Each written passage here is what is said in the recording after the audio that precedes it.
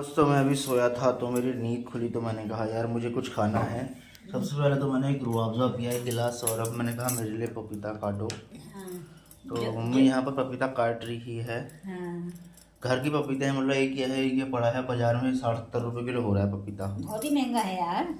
लेकिन अब घर में रहने का ये फ़ायदा है दोस्तों गाँव में मतलब घर अब में जाना तो वहीं पड़ता है। मतलब गाँव में रहने का फ़ायदा है। हाँ। शहर में नहीं मिलता ये सब कुछ। शहर में मिलता तो है और खरीदना पड़ता है। खरीदना पड़ता है। गाँव में ऐसा है दोस्तों घर की खेती हाँ है। ये नेचुरल हुआ। और दूसरा इसमें कोई केमिकल नहीं है कारपेट से नहीं पकाया गया है ये। तुरंत अपने पेड़ों से टूटा हुआ है ये अपने आप पका है और ये।